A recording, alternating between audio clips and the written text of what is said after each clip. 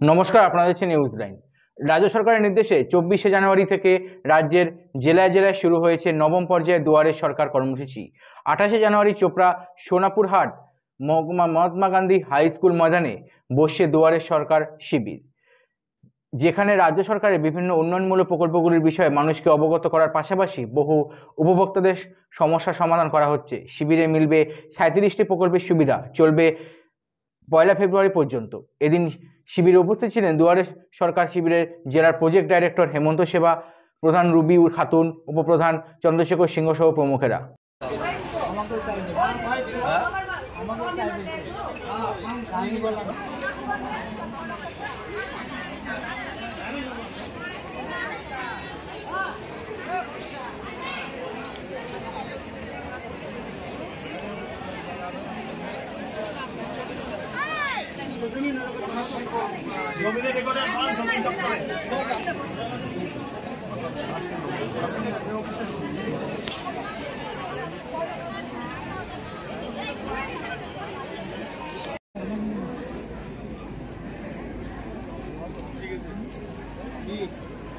না, আমাদের সরকারের যেটা নবম দুয়ারে সরকার হচ্ছে, সেখানে আমাদের 37টা যে বেনিফিট পায়, 37টারই স্টল বসানো হয়েছে।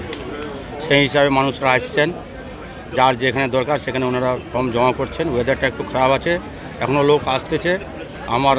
যেহেতু আমার মনে হয় 80% 85% হয়ে গেছে। যাদের ডকুমেন্টস কিছু ভুল ছিল তারা আবার অ্যাপ্লাই করছে। যারা লক্ষ্মী ভাণ্ডারে 25 বছর হয়েছে তারা অ্যাপ্লাই করছে। স্বাস্থ্যসাথী কার্ডে একটু অ্যাপ্লাই হচ্ছে, এগুলোতে একটু বেশি ভিড় হচ্ছে।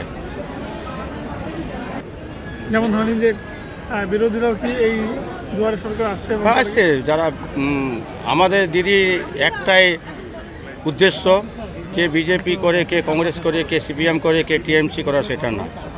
ওনার উদ্দেশ্য একটা, মানুষ পরিষেবা পাক।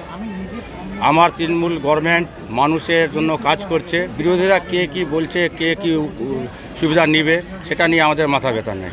আমরা দেখেছি যারা বিরোধীরাও আছে তারা ফর্ম তুলছে, জমা দিচ্ছে। তো দিদি যখন সুযোগ দিয়েছে তো সে সুযোগ ওনারা নিচ্ছেন।